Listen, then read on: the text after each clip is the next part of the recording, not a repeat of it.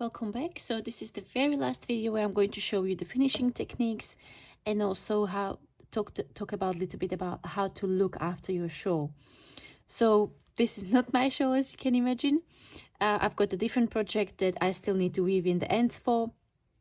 Finished a few years ago, so just a little secret.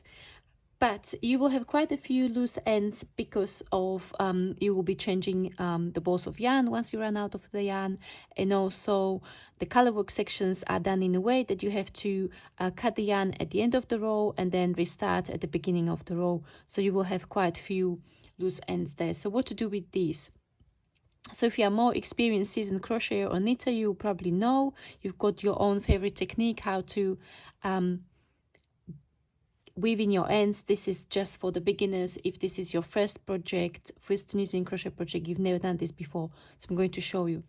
So I've got the loose ends, and what I like to do is I like to go under and above and then through the next strand of yarn.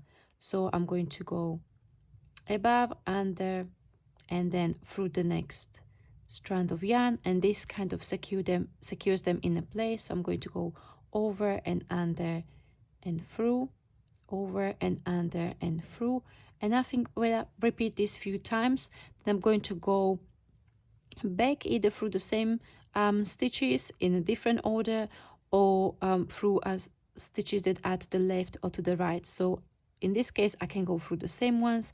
So in this instance I'm going to go under, over and through, and under, over and through, and so on. So you will repeat this for all your stitches. Once you are satisfied with the amount of yarn that you weaved in, because then you will just cut the yarn. You get your scissors and you cut the yarn. So what you want to do is you want to weave in sufficient amount of yarn for if by any chance that yarn starts unweaving, you are not going to unravel, it's not going to unravel your project. So the recommendation is usually that you weave in about 10 inches, but you can probably get away even with a little bit less. Okay, so that's weaving in your ends. Now we're going to be talking about blocking. So the best way how to make your shawl look extra nice is to block it. Blocking sets in the stitches. If you've got certain parts of your shawl that you would like to stretch a little bit, you can certainly do that with blocking.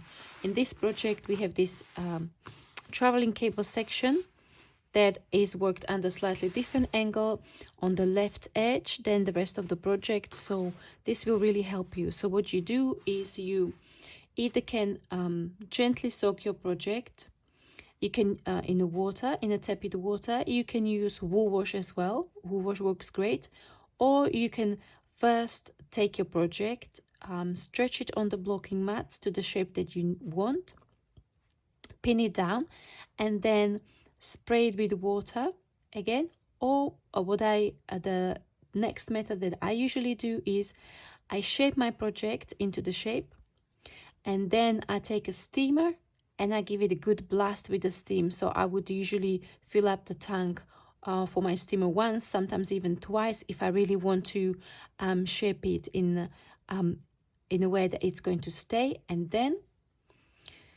you leave it on your blocking mat until the project dries up. Or for me, when I steam block it, it dries up very quickly, but I want to make sure that it sets into a good shape, so I leave it at least for a day. If this is your last minute gift for someone and you just need it at a very short notice, then of course you don't have to stick with the 24 hours, but that's what I would recommend. Sometimes I leave my project on the blocking mats even for longer, and then they hold the shape really well.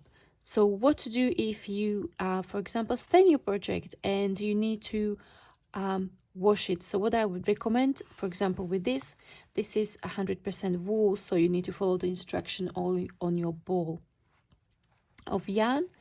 I generally recommend just to either just work that section that is dirty if it's a small area, and then reblock that part of your shawl again.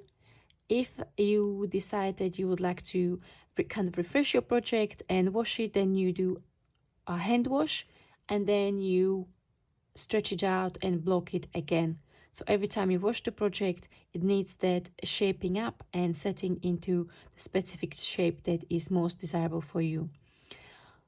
And that's all. I hope you enjoyed your project. I hope you enjoyed working on the Keziah Shawl.